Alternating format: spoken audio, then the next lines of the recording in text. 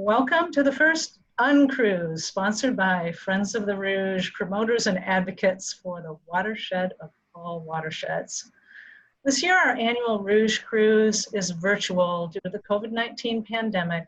Therefore, we deemed it an UnCruise.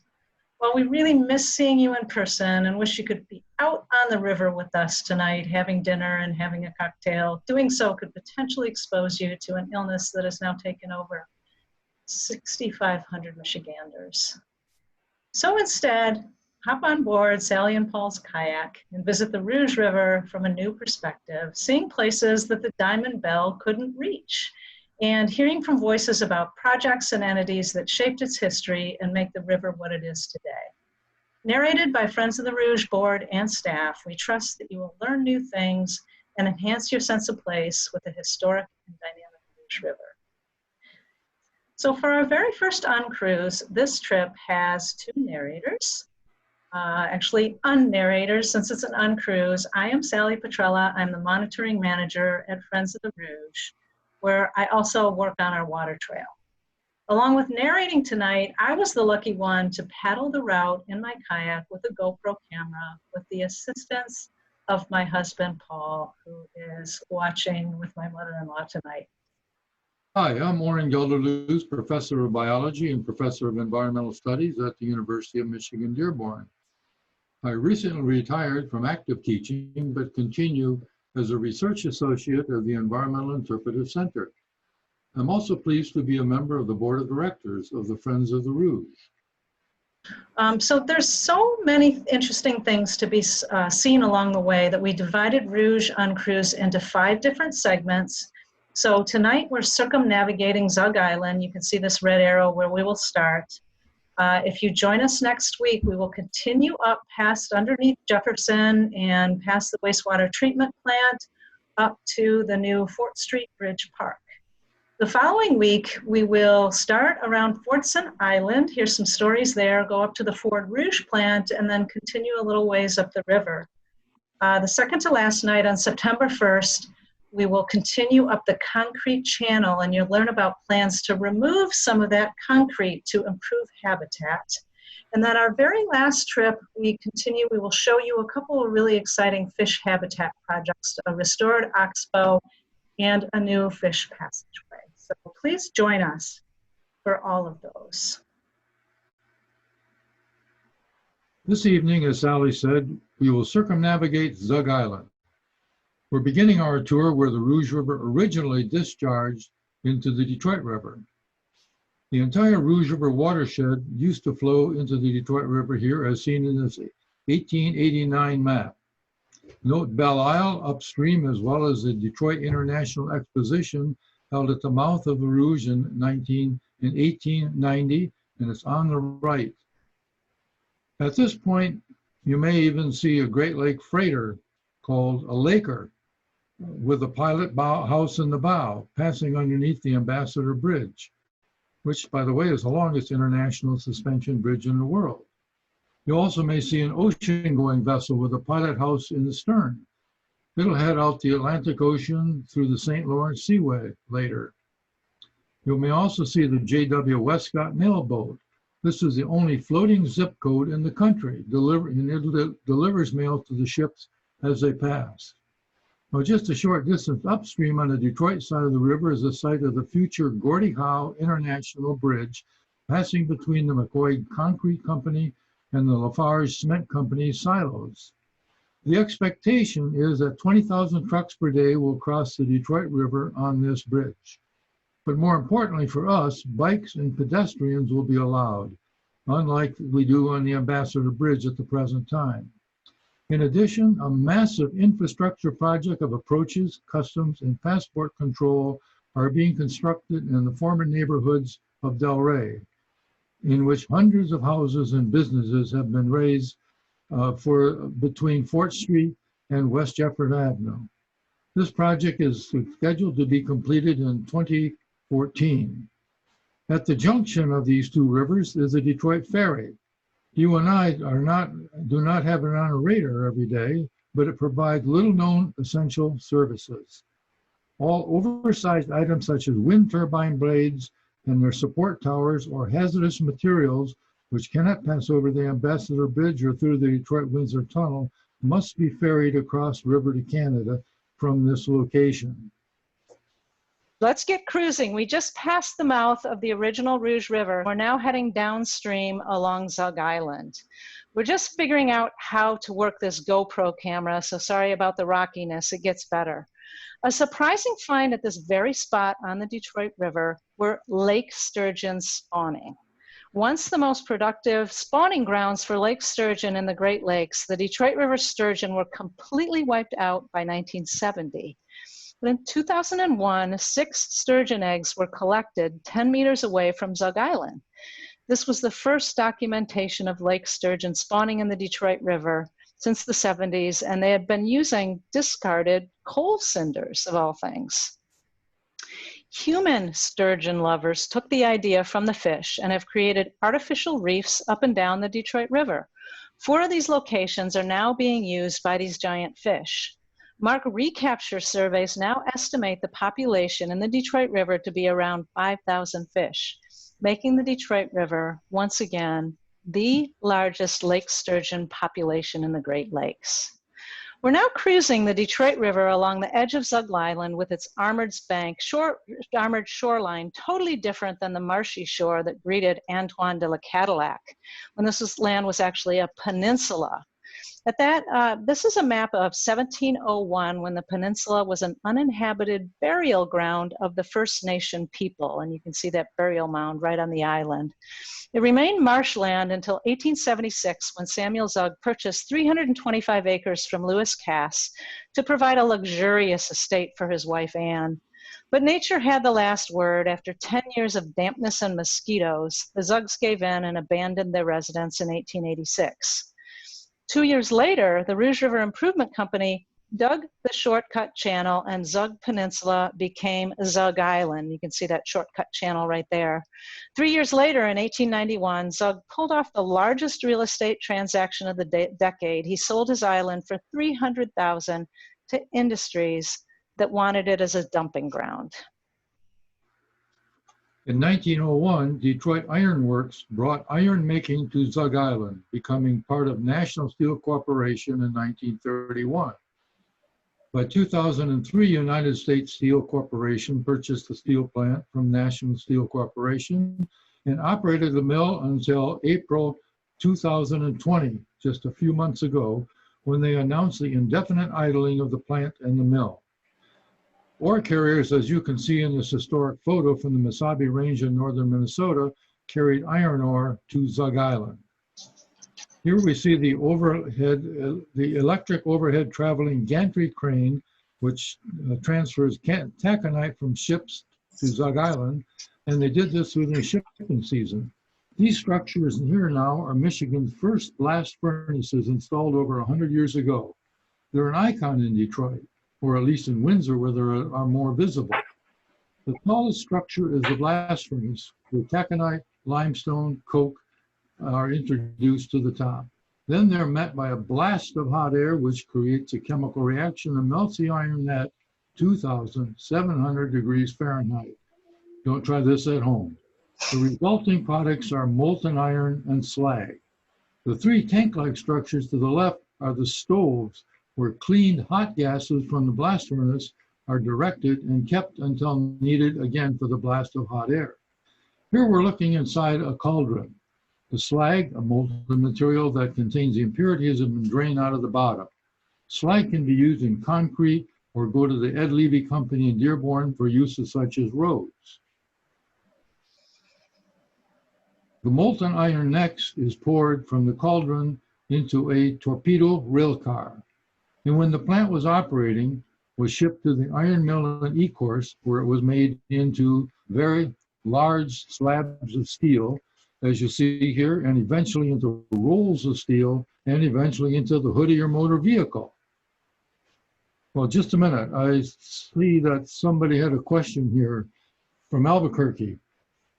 They wondered, why doesn't the molten iron ore melt the iron cauldron and then melt the torpedo rail car?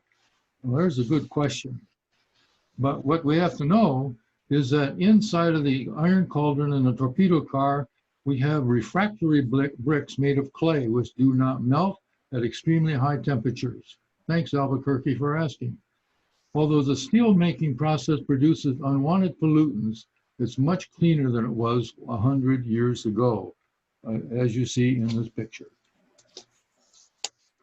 So as we continue our journey with some dark clouds ahead, we're passing the intended destination for the SS Edmund Fitzgerald on her fateful voyage in November 1975. She was headed here with a load of taconite from Wisconsin, 26,116 long tons of it that never made it here. We're coming to the current mouth of the Rouge River to the Shortcut Canal, which was enlarged in early 1917 by Henry Ford to allow large ships to navigate to his famous Rouge complex, with the assistance of the U.S. Army Corps of Engineers. The Rouge River coal fire, whoa, it's getting a little rough here. Okay, here we go. The River Rouge coal-fired power plant that you see on your left began its operation in 1956. Each of the three emission stacks you saw are connected to a generator, which is connected to a turbine, which is turned by steam production from coke oven gases, which pass through the overhead pipes we'll pass under shortly, coming from Zug Island. After the steam turns the generators, it can be cooled and recycled or discharged into the Detroit River at the other side of the plant, shown here. Interestingly, as the water flows out of the plant, fish such as garpike tread water in it, and fishermen like the one featured here take advantage of that situation. It's a relatively popular place to try to catch some fish. At the present time, only one generator is used, thus the coal consumption has been reduced by 80%, and obviously the particulate pollution is also at an all-time low of below 5,000 tons per year. Due to a consent agreement with the Environmental Protection Agency and the Sierra Club, this power plant will close by December, that's not 21st, but 31st, 2022. And DTE will also invest $5.5 million in electric school buses and aging infrastructure improvements to improve air quality in River Rouge E-Course and the 48217 zip code, and invest $2 million in community environmental pollution mitigation projects decided by a Community Environmental Action Committee. Unfortunately, on July 8th, 2020, the Trump administration formally objected to the agreement for air quality and community benefits. The Sierra Club's Rhonda Anderson points out that these are quotes, Michigan's most disproportionately polluted communities, and that exposure to air pollution from coal plants decreases the chances of survival once contracting coronavirus. These are much needed. So some of the projects that the community-based environmental project might include are things like an urban solar array, urban foresting and farming, energy reduction initiatives, wildlife habitat restoration, education programs. DTE is planning to be carbon neutral by 2050. I'm looking forward to joining in that celebration. Does this good news about the reduction of pollution mean that hundreds of households served by this power plant will be without electricity? No, DTE has agreed to supply their electrical energy with wind, natural gas, and solar sources. Well, here we're turning into the Rouge River right now, and you're going to see piles of coal on the right bank of Zug Island. These coal piles are owned by Edison Energy Services Coke, a subsidiary of DTE Energy. It's their responsibility to keep dust from becoming airborne from these piles. As you can see, we found them using bulldozers and water to keep the dust on. DTE Energy also owns the coke batteries on the island that transform the coal into coke, which was used by U.S. Steel to melt the taconite. Now coke is shipped out to other locations. And wildlife is not absent here either. Here we see a bald eagle on top of one of the piles in our 2014 kayak tour. Now the coal is transformed into coke using steel processing. Coal is heated in oxygen-free ovens or batteries to drive off the volatile compounds at a low temperature. That allows the coke to burn at high temperatures in order to melt the iron in taconite. The flame that you see in the background is a release valve to reduce the pressure of gases off the coal. The steam that you see in the background right now is coming from the quenching process in which we put water on the coke bushes in the ovens. About every 8 to 10 minutes, you'll see that steam go up in the sky. This is called quenching. So as we head up the Rouge River, you get a closer look at those overhead pipes that carry gases from the DTE coke batteries on Zug Island to your right to the DTE energy plant on your left.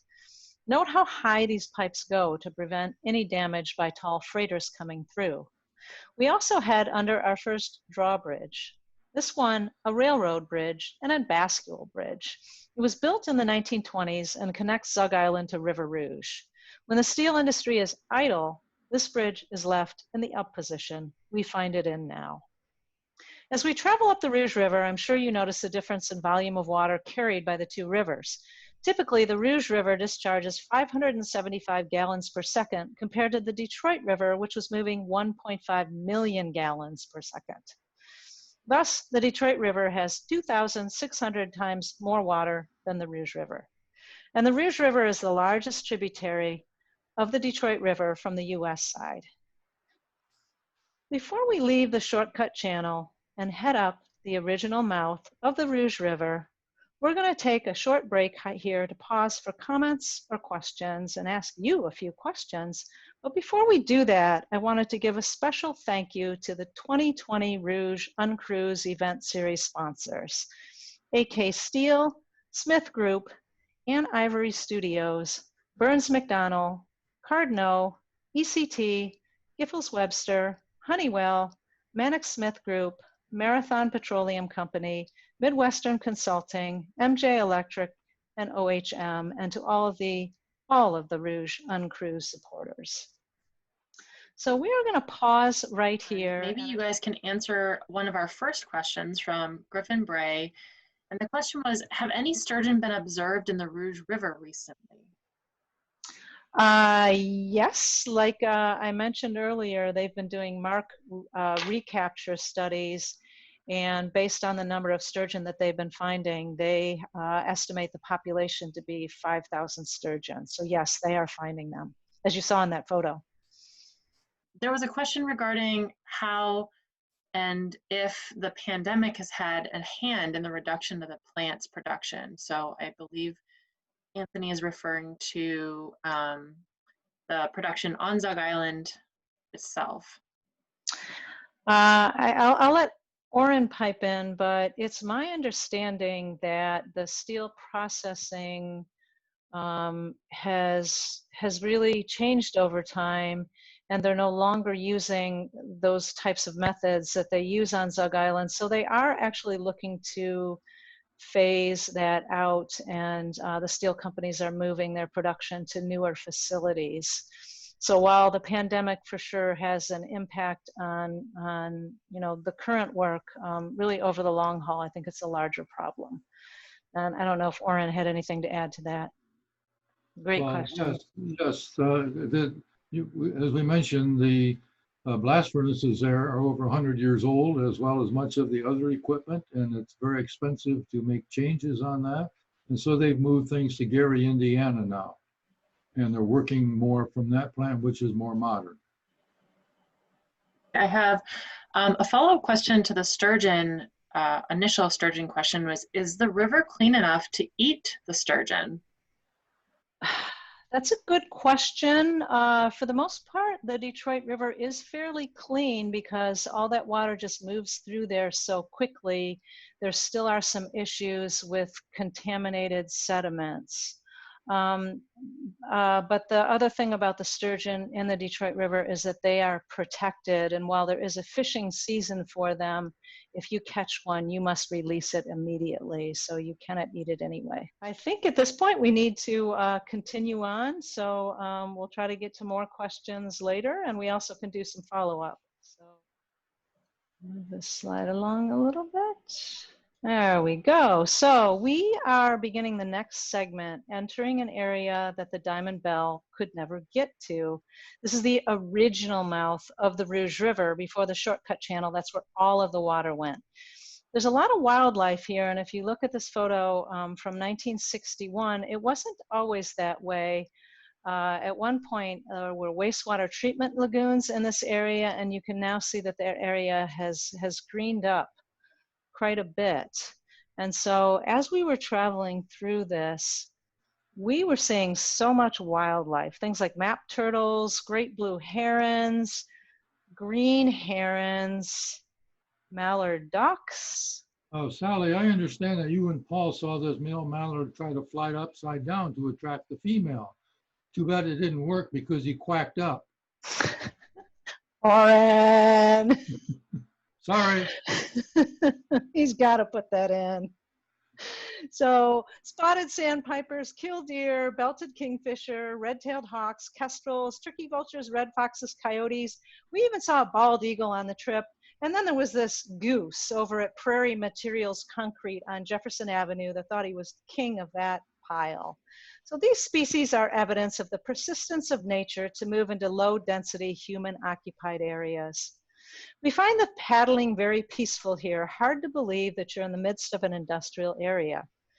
You might also note that the water is a nice shade of blue as the flow changed with the shortcut channel such that the Detroit River flows up and around Zug Island. So you're mainly looking at Detroit River water.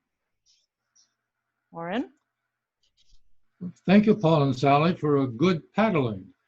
We're cruising along the old channel parallel to West Jefferson Avenue. Above on the bank on our left is the world's largest wastewater treatment plant for orientation purposes, and we'll be visiting that next week. On the distant skyline shortly, you will be able to see the twin towers of St. John Cantius Church. So you should check out that map that you just saw of 1876 that shows the French ribbon farms coming off Jefferson Avenue. And that tells you some of the agriculture that they had. The blank white area is the land prior to becoming Zug Island. Originally, Delray was mapped out in 1836 with the name Belgrade, the capital of Hungary, and renamed Delray in 1851. As you can imagine, Delray was a welcome place for immigrants from Hungary, as well as from Poland and Armenia. It took until 1897, though, for Delray to incorporate, which did not last long because Detroit came along and annexed them in 1906, despite a vote of 449 to 370 by the Delray citizens against the annexation. So at its peak, Delray in this photograph shows that it had a peak population of 23,000 in 1930, with the houses clustered close together. But the community changed. A key factor in the demise of Delray was the Detroit city planners phased out residential zoning in the 1950s. It's hard to imagine. That decision began the slow march toward industrial expansion. As we mentioned, the world's largest wastewater treatment plant in North America is located as a neighbor to these houses in the lower left. In 1939, the plant had only primary treatment. In 1972, our National Clean Water Act required wastewater treatment plant to add secondary treatment to remove phosphorus out of the water and thus increase the oxygen levels in Lake Erie, which was dying.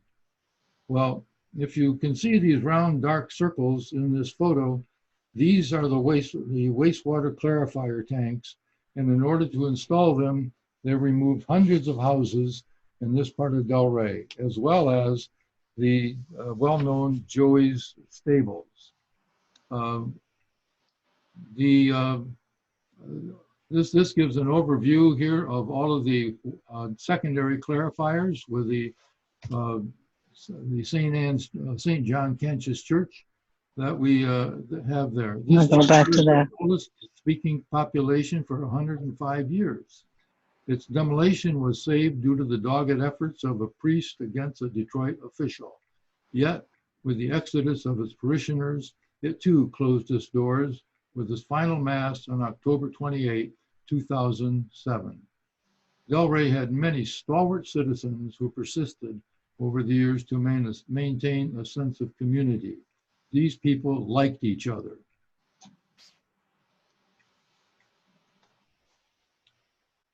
Sorry, I think we got those photos a little bit reversed. We're new at this. So we are now heading to the world headquarters of Marine Pollution Control. You can see those church spires in the background. This family business was created out of a need to figure out how to clean up an oil spill on the Rouge River. David Usher figured it out and went on to found Marine Pollution Control in 1967. We were lucky enough to get a chance to talk with David, who at 90 years old is still chairman, as well as his son, Charlie, who is now president. Here's the interview. Okay, my name is David Usher, and I'm the chairman of Marine Pollution Control, which of course does environmental response on any liquid kinds of circumstances. I am Charlie Usher, Dave's son, and I am currently president of Marine Pollution Control, and been here 36 plus years, so I'm second only to my dad, who's started it and has been here 53 plus years, so yeah. David Usher learned the business of collecting industrial oils for recycle from his father's business, Usher Oil, making him uniquely qualified to respond to a call about an oil spill. Do you remember where and when you cleaned up your first oil spill? Didn't you get your first call from a guy at Fort Rouge that you used to pick up oil from, called you and said, hey, we got oil in the water? So it was August 67?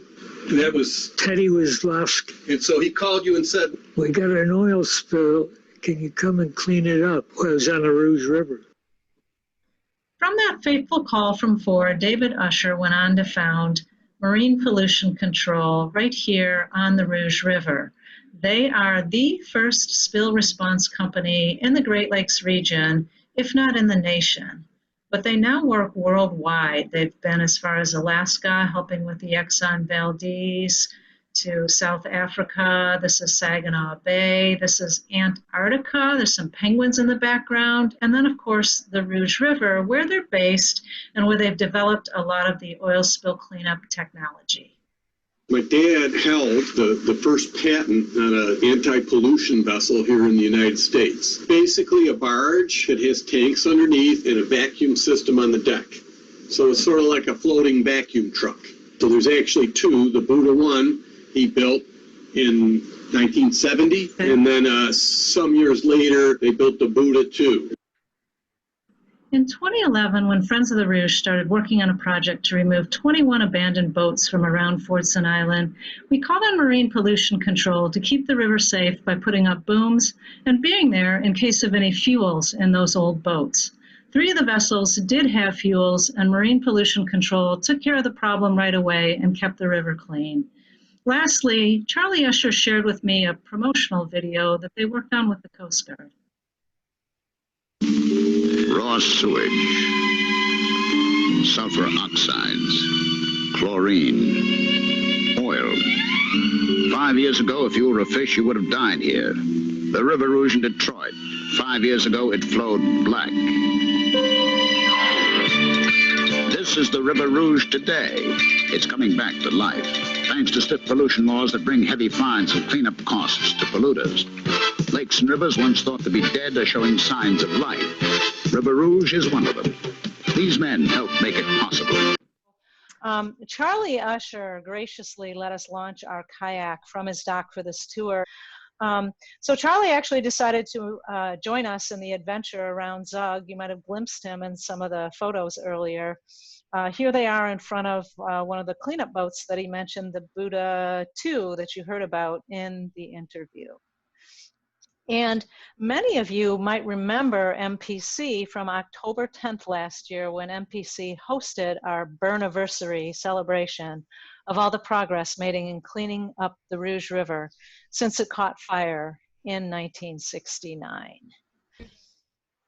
As we leave MPC, we pass their last building on the left. This one-story building has a history as it was once part of the Purple Gang and the rum running operations during Prohibition. It now houses the offices of MPC. We continue up the old channel, passing by 2 Delray buildings. The first one right here used to be a bank, an apartment building. Soda pop was made here. Note how high the water now comes up to these buildings, caused by an overall high level in the Great Lakes. So in 2012, for the first time since beaver were completely wiped out in this area due to the fur trade, beavers were sighted on the Rouge River in Dearborn. Since then, they've been seen, or there are obvious signs seen on all 4 branches of the Rouge. While they're seldom seen, their presence is unmistakable, and we ran into beaver sign right across from Zug Island, which we're showing you here. While beavers can cause conflicts with people when they chew on trees or build dams, the changes they make to the landscape benefit almost all wildlife. In the 1930s, the US government put 600 beavers to work to stop soil erosion out west. And seen here is a close-up of the log chewed by a beaver. It's very distinctive. So look for this in the river near you. We are continuing up the channel, passing one of 3 bridges to the island. This one is called a swing bridge. You can see it swings off from the right, comes over to the left. And that's actually an emergency escape bridge. One last building from Delray. This used to be a restaurant. We think that it's one that perhaps Paul and I visited way back in the 1980s, but really not sure. Well, coming into view now, you see a screen house for water intake for the Ford Rouge plant, now occupied by AK Steel. You may recognize this as a fishing spot we featured in Take Me to the River last Tuesday, August 4. More often than not, if you stop by, you'll find local residents fishing here. A couple of weeks ago, I met 2 fellows who were actually swimming in this water. This is a dangerous activity here due to the wires, broken glass, and rusted metal that fill the bottom. One of the swimmers had a bleeding cut on his hand. The trash will be removed in an EPA project we'll hear about shortly, and the contaminated sediments in the bottom will be capped. At this location, 250 million gallons of water per day are brought in and piped over to AK Steel, which we're going to visit in our 3rd UnCruise on August 25. As we continue, you start to see the dredging operation for the EPA sediment cleanup on your left. But before we get there, we have an exciting natural feature to show you over on Zug Island to your right. A sulphur spring comes from the bank of Zug Island here. This is a completely natural thing, unrelated to any of the industry on the island, though the strong sulfur smell that you're missing might make you gag. The water from rainwater and surface water lying above a limestone layer of bedrock comes near the surface here and discharges 1,200 barrels of mineral water per day. The water dissolves sulfur in the form of hydrogen sulfide from the limestone. As you can see from the clarity of the water, plants do not grow in this level of sulfur contamination. So we are going to take a second break right here and take the opportunity to thank our Rouge UnCruise champions. And I hope I have all of them here. I hope this is the correct slide, but thank you very much for your support. So we're now going to take a minute or two, or a few minutes, to stop and answer some questions. And it's looking like we have quite a few questions. So I think I'm going to turn this over to Marie. I had a question earlier that I thought was really interesting, and I always wondered myself, from Andrew Gelderloos: does Zug Island ever flood? I'll let Orin answer that one. I don't think it does. I've not heard anything about that, but we would have heard about it, I think, if the steel mill had been shut down. The Detroit River level is high, and even though Belle Isle is flooded in some parts, it's got an outlet going to Lake Erie. But I have noticed in other places on the Detroit River that when we have a wind from the east, it backs up the water in Lake Erie on the western shore. This is called a seiche in limnological terminology. And standing in Ballinger Park at times, the waves have come over the sidewalk, which is next to the river from which people fish. And it splashed, and it did not go over the land. It was still about 2 feet below, but it did make a difference. So I don't think Zug Island has been flooded as far as I know. Thanks for that answer, Dr. Gelderloos. I have another question from William Robertson that's kind of related to that flooding question. With the proximity of these relic Delray edifices to the Rouge River, should we expect these to be removed as water levels rise? I guess in response to the past question, we did hear from Jen Tewksbury, who works for Eagle, and she said that Zug Island is mostly all fill, and no, it does not flood. And I think that applies to the same situation, is that this area, the water does seem to flow into the Detroit River, and it's looking like our Great Lakes are reaching a peak and starting to come down. So I do not expect that this area is going to experience any more flooding, or I don't think the Delray structures will be underwater. Thanks for that follow-up, Sally. I have another question here that I'm wondering about as well. So there was a mention that Zug Island was First People burial grounds. Do we have any artifacts from that? Was there any study or documentation of what happened to the burial grounds? For example, were they bulldozed over, moved? Were any artifacts saved? Really, Lynn, Ellen, Kaiser would like to know if there's anything else known about the original inhabitants and this burial ground. Go ahead. I read that the people would go into them and desecrate them and pick up the items, whatever they could find as souvenirs. And it was just basically torn apart that way. Yeah, very sad story. Thank you for that response.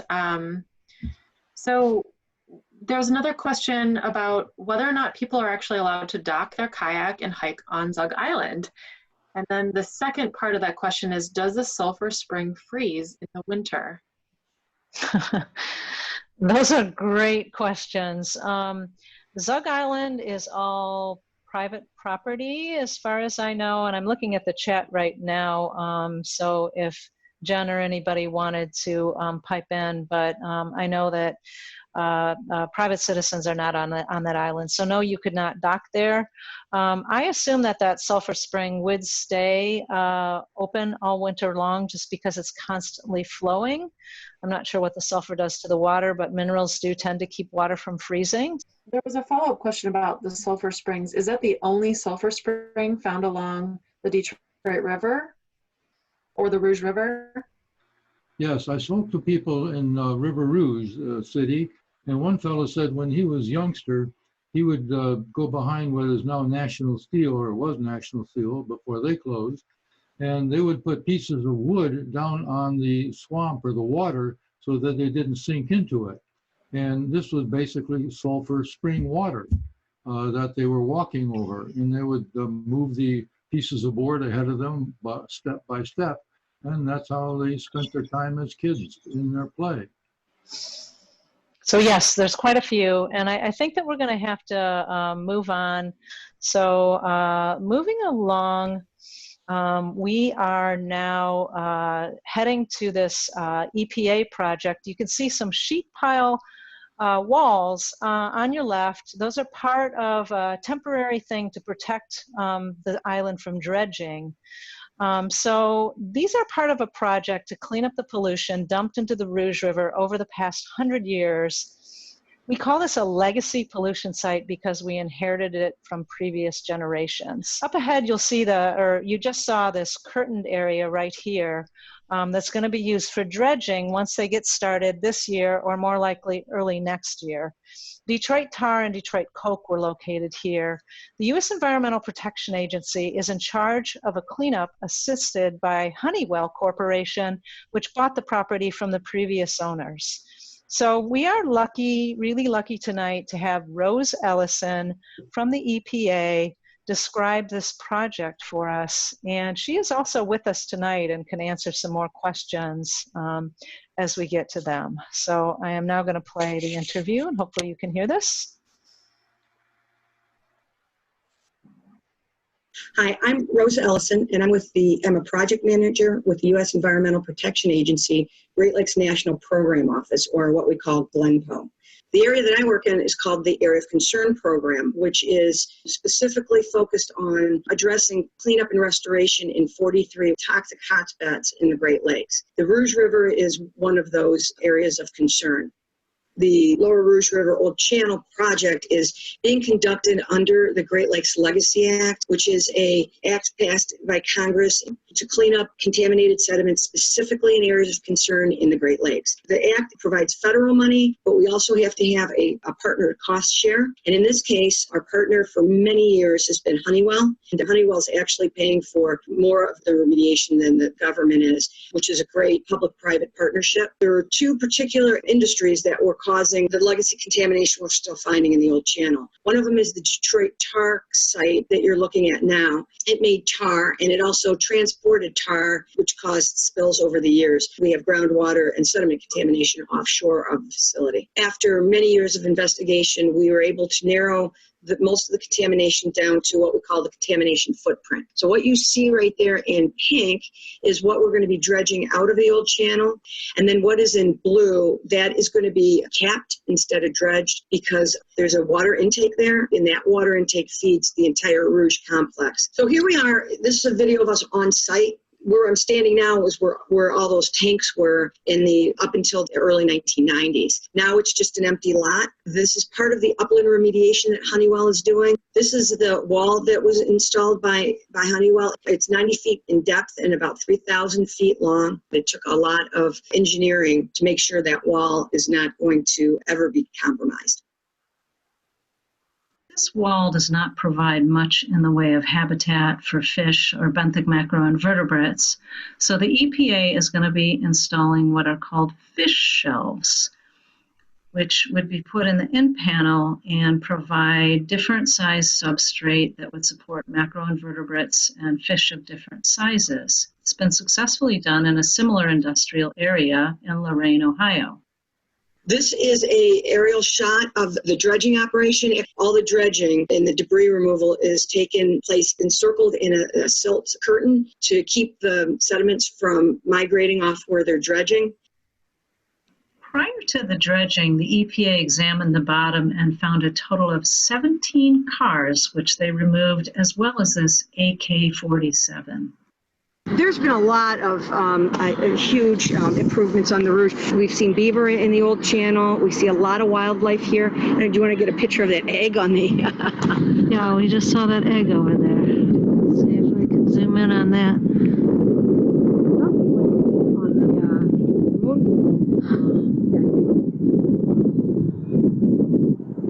Yeah, looks like a big old egg. Yeah. Goose egg. So nature wants to come back here if we give it a chance. And there's just a lot going, very exciting. Like I said, this project I'm very excited about. I've been working on it for 10 years. I'm really going to be excited once we finish this off, and if we put those fish shelves in to top it off, that will be a very good and rewarding decade of work. Thank you, Rose Ellison, for guiding this project along and for making a big difference for the Rouge River. So we're passing that wall where the fish shelves are going to be installed, and we are heading under the last bridge to the island. You can see that this is the one that gets the most traffic. It's both a railroad and a car bridge. Looks like most of the traffic is probably going over to U.S. Steel, perhaps to help shut down the operation. It was a little tight squeeze to get under this bridge with Great Lakes water levels so high. You see they're not flooding over the island, but they do cause problems for these bridges to the point where you almost need to get it raised to get a kayak underneath there. But we made it, and even Charlie made it in his canoe. Well, now we're on our last Rouge River sail around Zug Island, formerly the peninsula 100 years ago. We should take a few minutes to review this area of Delray from a perspective of time. We've mentioned that the human burial grounds of the First Nations were here. They've been desecrated, destroyed, and used for road fill. We have also spoken about the community of Delray, its growth, prosperity, and demise. Now, on the left side of this old channel, we have one of Detroit's long-forgotten events and structures. It was located where the Gordy Howe International Bridge is being built. Let's go back to 1889. Do you know what was located on this site in 1889? Few people do. It was the Detroit International Exposition and Fair. Here's an overview of its layout of 72 acres of drained marshland. We would probably not be able to do that today due to our Michigan Wetlands Protection Act. As we look upstream on the Detroit River, we see the large building with 100,000 square feet of exhibition space. On the right side is an oval horse racing track, a pool for yachting, competition and boating. It also had a railway station and docks for excursion boats. This exposition and fair took place before Detroit's first automobile factory was built. But at that time, we were busy making shoes, soap, paints, hoop skirts, railroad cars, and packaged seeds. The design of the exposition and fair intended to emphasize both manufacturing and farming in Detroit. Well, I was only 6 years old when my parents took me to this exhibition, and I don't remember a lot about it. But the view from the spires of the exhibition hall were exceptional. Harper's Magazine described it at that time as a panorama worth an hour's study, and I could see why. You could see Belle Isle and the city tinged over with smoke and industry. But on the left and to the right, you could see the green fields of Canada. Although I do not recall personally, I understand that inside the exhibition hall, people admired mechanical and agricultural exhibits. There was a house made entirely of soap, a facsimile of the Statue of Liberty, Professor Woodward's trained seals, and the pig who could play cards. The fair was open for 10 days for 3 summers and provided a tiny sum of $5,000 for its investors. But then in 1985, the land was sold to the Solvay Process Company, which tore down the buildings and began to mine salt underneath Detroit, from which they made sodium carbonate, of which, if you mix it with sand, makes glass.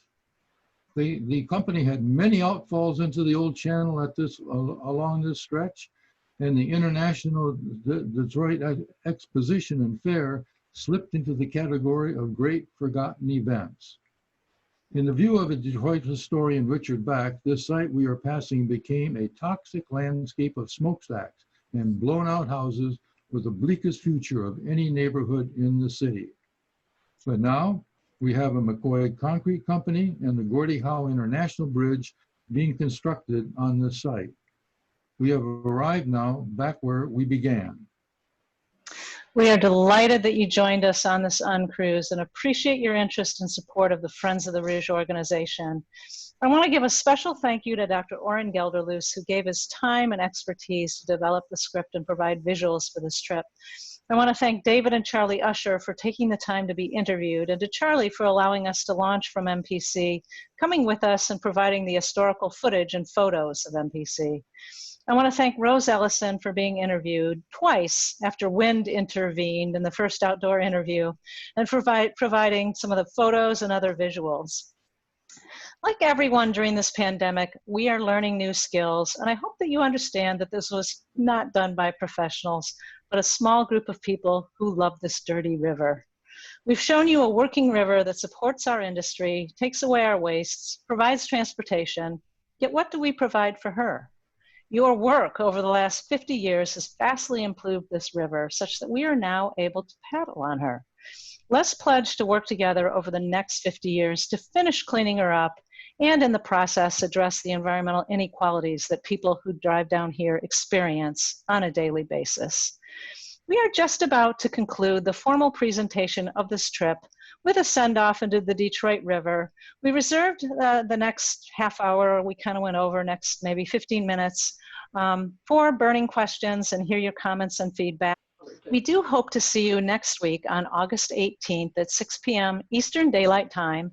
On that trip, we'll continue up the Rouge, under Jefferson, past the wastewater treatment plant, under I-75 where the river once caught on fire, and up to the brand new Fort Street Bridge Park. It'll be narrated by our Executive Director, Marie McCormick, and Dr. Paul Draus, and include interviews by Luther Blackburn, Lloyd Baldwin, and Brian Yopp. So in the meantime, the Rouge River will continue to roll on into the Detroit River at 575 gallons per second. As we leave, let the legendary Paul Robeson send us He off. must know something, but don't say nothing. He just keeps rolling. He keeps on rolling along. Sally, would you like to possibly field a few questions that we have remaining? Sure, I think Orin is willing, and so I can see in the chat button, somebody wanted to know if that was Dr. Gelderloos singing. Was that you, Orin? It was. Oh, that was Paul Robeson, an outstanding bass. My hero. We had a question from Gabrielle. She said, was there any way to include information about the Freedom Seekers route to Windsor using Detroit River to get to Canada as part of the Underground Railroad? And I wasn't sure if there was a link to the Rouge River with the Freedom Seekers route. I don't know of any. Yeah, I know of the rum running operations. I don't know of links through the Rouge River, but we can try to look into it. So Sally, this question's for you. Have there been any studies recording macroinvertebrate levels in the Rouge River? And this is from Patricia. Yes, Friends of the Rouge has a volunteer monitoring program, and we usually sample about 50 sites in the spring and in the fall, and then we have a winter stonefly search. Now, this trip today is focused on the downstream mouth of the river. We don't really do any surveys down there because our protocol is based on wadable streams, and it's clearly not wadable down here. But it is hoped as the benthic macroinvertebrate communities, the bugs that live in the stream bed upstream, improve, that they'll be able to repopulate the areas down here as the river gets cleaner and cleaner. So great question, and please join us on our fall bug hunt October 17th. You can check out our website to find out more information. We have a couple questions regarding wildlife. The first one was from Michelle. How could wildlife live on Zug Island? And then sort of following up with that, we had a question about whether or not wildlife has flourished more when people were in quarantine during the coronavirus pandemic. We have just noticed over time, we've been kayaking this route since I think it was 2003, and we have noticed more and more wildlife, and they seem to be colonizing the edges. And as I showed in that picture, it was actually provided by Rose Ellison, the 1961 picture, there really was not much in the way of plants, trees, things like that. The trees and things have moved into the area, and it's provided more spaces for wildlife. I did notice that somebody put in chat that they were part of a Boy Scout effort to put bluebird boxes out on Zug Island. So there's definitely places. As far as the pandemic, I don't know, down in this area, the industry is so noisy and is far more impactful. It may be that the shutting down of the steel industry may have more of an impact than the pandemic because it's a little bit quieter for the wildlife. Well said. Thanks, Sally. And speaking of the return of wildlife to Zug Island, Tyrone Anderson was wondering if there's any time and monetary estimates for the environmental remediation of Zug Island. You know, that is a great question. As far as I know, no, it's a relatively new thing that U.S. Steel is shutting down operations there. And they also have just called it temporary. As far as I know, they haven't made a decision permanently to shut down everything there. It's just a temporary situation. So until that decision is made, I don't think anybody is able to do those studies. But, you know, as we look to the future, I think it's certainly something that we need to start to look at. Thanks, Sally. And if we can always follow up with some of these questions with additional information afterwards. And I see Rose Ellison is just responding and saying, Sally, you're right. So thank you, Rose. I had another question from Gabrielle, kind of relates to the wildlife rebound, but Sally, what's the most numerous comeback animal that you've seen, or Dr. Gelderloos, on Zug Island? I've not been on Zug Island, of course. A faculty member at Henry Ford College wanted to get us out there to look at things, but that never happened. But the gull populations along the river are very strong, and they inhabit a lot of very rudderable places, which means places where industry has been. And the insects and plants will take over wherever they're giving the slightest foothold. And just to add to that, if you participate next week, you will see this gigantic gull colony that nests every year at the wastewater treatment plant. As far as Zug, and my husband Paul will probably attest to this, the most common wildlife that we saw as we were paddling around there were map turtles. Every spare log that was along the edge was just covered in map turtles, and then we also saw a lot of mallards. Thank you. Thank you. Great responses. Great question. Is the industry along the Rouge River responsive to cleaning up the river, like Honeywell did in the partnership with the EPA? That is a great question. And as far as cleaning up the sediments in the Rouge, which is one of the biggest issues down there that needs to be addressed, but it's also something that it's extremely expensive. I don't know if you had a sense when Rose was talking of how many years it took just to do the studies to figure out where the contamination is to get that project together. So that project will be completed probably late next year,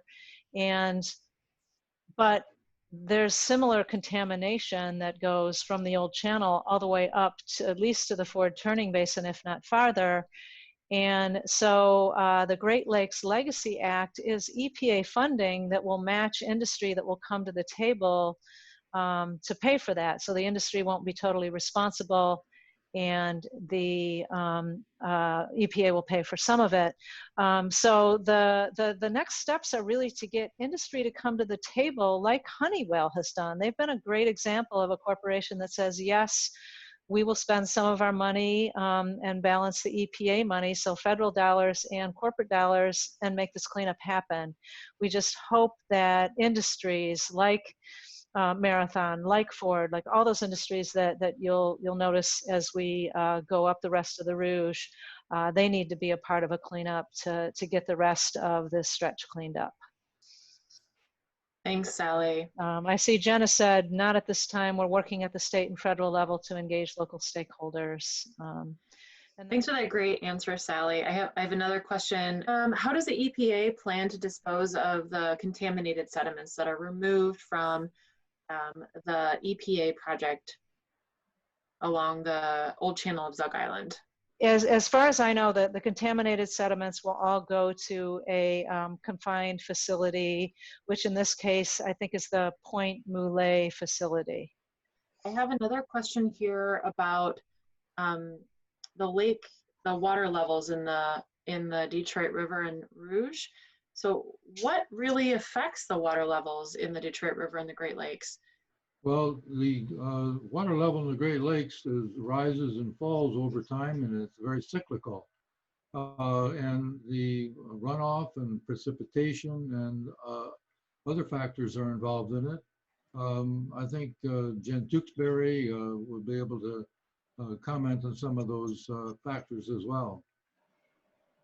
And just as far as the Rouge, we find that the overall Great Lakes water levels, since you've got Lake Erie, the Detroit River, Lake St. Clair, those are almost, they're kind of part of the same system. So therefore, the water levels on the Rouge are extremely high when they're closer to the Detroit River. So, I mean, if you go up as far as Melvindale, the water in the Rouge River is high like the Great Lakes. But if you go further up, say above the Fairlane Estate Dam or above Brady Street, and I see that Jen is putting this in here, the rest of the Rouge is dictated by watershed runoff. So, what we find with kayaking is that if we go in at Melvindale, it doesn't matter that much if we got a lot of rain. It matters what the Great Lakes are doing. If we decide to go in at Ford Field in Dearborn and we had 2 inches of rain, the water will be too high and too dangerous to go in because it's affected by runoff. Thanks. So we have a question about where coal for the DTE power plant comes from and how does it get there? I think I can answer that. Yes. The most recent thing I heard about it on one of our cruises is that the coal used to come from Appalachia, but that was soft coal, and now they've been importing it from Wyoming. And it comes in by unit train cars, which means it's one train full of coal cars, and they bring it in there maybe 2 or 3 times a week to the Detroit Edison plant. But I think it's less than that now because they cut down one of the coal-fired generators, and they have only one going. So, but it comes from Wyoming. Great answer, and it's kind of sort of answering another question we have, which was from Anthony about. He said, I know we have salt in Detroit, but do we have coal? So it sounds like we import the coal. I'm not sure if we have any coal in our area. No coal, lots of salt. There's another question here from Griffin, and the question was, does DTE have any measures to keep the coke from running off during storms? In some of the places, they cover this with tarps, but no, they don't have anything to cover it with during rainfall, but the coke is in pieces like pieces of coal. And so it'll stay quite stable when it's piled on the land. The level of inclination holds it in place, and I don't think there's coke running into the river or coal running into the river to any great extent. So that sort of answers a question from William Robertson, who asked, can you comment on Zug Island's capacity to handle runoff from storm surge events? We have another question about, and this kind of going to the sulfur springs. Are there any health benefits of sitting in a sulfur spring? I don't know, but a lot of people think there is. In Glenwood Springs, they have a sulfur spring, and it's hot at one end and cool at the other, and many people go to sit in it, including myself when I was there for the experience. I can't say I felt healthier or less healthy. It was just an interesting experience. Thanks, Orin. We have Deanna, who asked, do we plan a book that would cover some of the information in this presentation? That's just a great idea, and we have talked about it because there is no book about the Rouge River, and there needs to be one. And we were working with one of our volunteers to even do a textbook on the Rouge River, but just wasn't really within the capacity of Marie and I at Friends of the Rouge to help make that happen. It's my understanding that John Hardig, if you're familiar with him, who's written a lot of books about the Detroit River, is now working on a book about the Rouge River. So I would hope that a lot of this information could be included in that. And we've talked about archiving some of this information. And then I just did want to go back to that last question about runoff on Zug Island. And Jen from Eagle did respond that all facilities on the river have stormwater permits under Eagle to address runoff. So basically, if they're discharging into the river, it's regulated what they can put into the Rouge or the Detroit River. Thanks, Jen, for responding to that. Yes, that was thank really you. helpful. Another question around some of the biodiversity along the river. So the first question is, how is the loss of biodiversity along the Rouge River being addressed, or how is it being addressed? And then we have another question about the status of amphibians along the river. How are our amphibian populations? So as far as the diversity in the watershed, how is that being addressed? Through the Rouge Area of Concern, there's a lot of projects being done right now to restore habitat, such as a project that you'll see on our last UnCruise, a new fish ladder around the Henry Ford Estate, a new oxbow at Greenfield Village, and then even upstream, they're restoring fish habitat in Nankin Lake. They're doing a lot of wetland restoration and work in the lower Rouge. There's actually projects all over the watershed, even up in Farmington Hills on Sealy Creek, Southfield on Evans Creek, up in Troy near the Firefighters Park. So there's lots of work being done. When you get down to this end of the river, there are some needed steps that need to take place before we can really see biodiversity be restored. But we're moving towards that kind of one step at a time.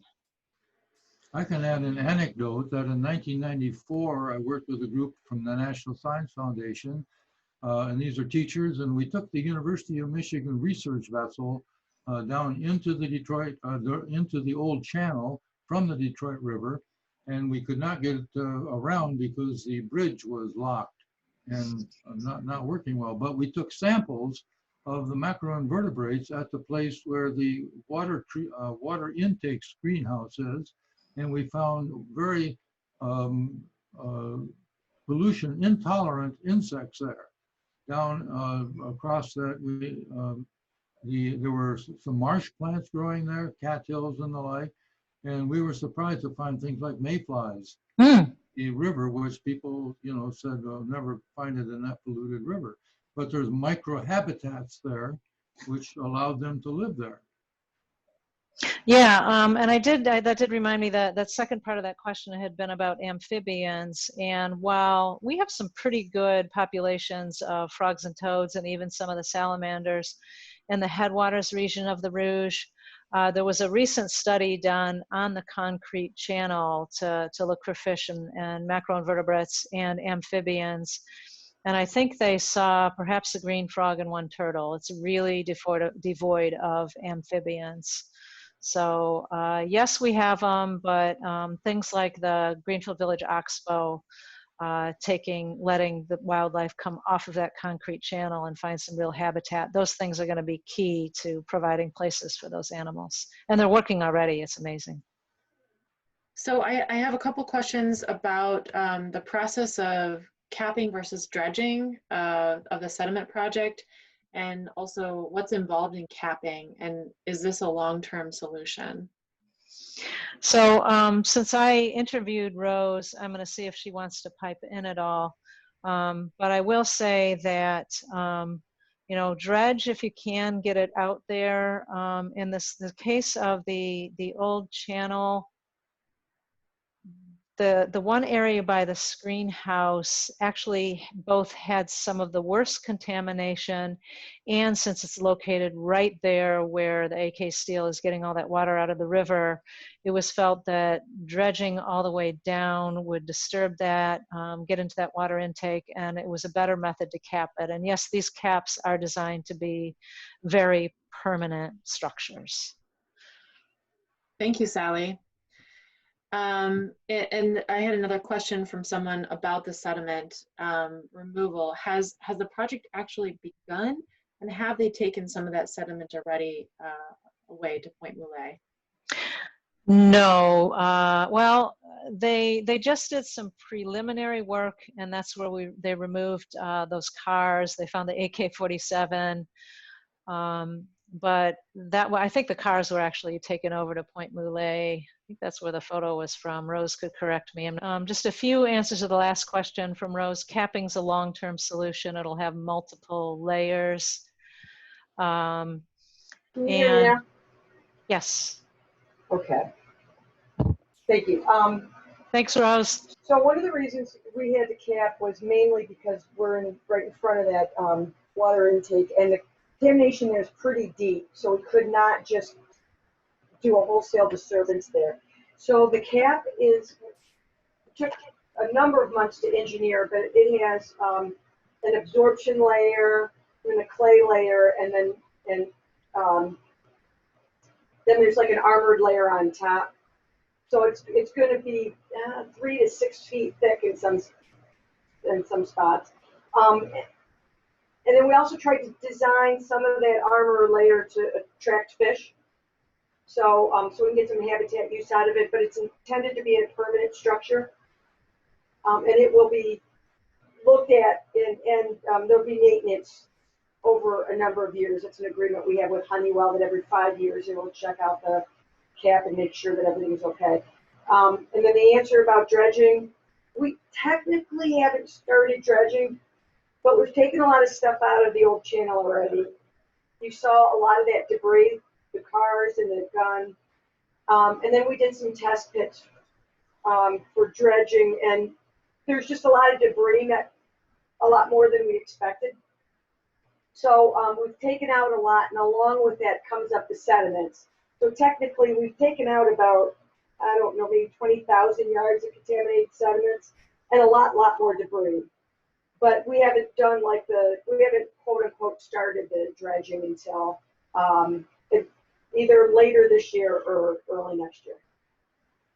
Rose, thank you so much. Can I just follow up? And when Orin met the gentleman that was swimming by the outfall and got cut up by all the garbage down in the channel, is that all going to be removed? Yeah, I think if you look at the footprint, I think that area is covered. But there is just, I almost think of the old channel, because it hasn't been dredged or cleaned up in a long time. It's almost like, a landfill. There's so much stuff in there. And so there's a lot of rusted metal. There's structures down there. We've found some big cement blocks that we don't even know what they are. But most of that stuff's going to come out, anything that's in that footprint. Okay, so I know we're getting really close to our time here. There is a question about whether or not Delray is coming back, and I think we will answer some of your questions in the UnCruise trip 2 next week. But the one thing I did want Sally to answer and talk about was how this part of the Rouge River is available for kayaking and how it connects to the Friends of the Rouge's existing and planned Lower Rouge River Water Trail. That's a great question. I did just want to go back to the Delray question, and honestly, Delray is disappearing before our eyes. You saw that Delray neighborhood that was replaced by the clarifiers by the wastewater treatment plant. When they started work on the Gordy Howe International Bridge, they actually took out another neighborhood of Delray. So it's just getting cut up into smaller and smaller pieces. So not a whole lot left of it right now, but memories. But on to the kayak question. This is definitely part of the kayak trail, and it's wide open as we develop paddling on the Rouge. Farther up, we have a lot of issues with log jams that we're working on. You don't have any of those issues down here. So in terms of launches, this area is a little bit hard to reach, but in the city of River Rouge, just around the corner from the DTE energy plant is a River Rouge park called Bellinger Park, and they have a boat launch. You can put your kayak in there, and then you can paddle a little bit upstream on the Detroit River and pretty quickly be in the Rouge and paddle all the way around Zug Island. one of the suggested routes that we have is to go in at Melvindale, and you can paddle from Melvindale all the way down to Bellinger Park and take out there, and that's about a 1.5 hour paddle, maybe 2 hours if you go around Zug Island, and it's really interesting.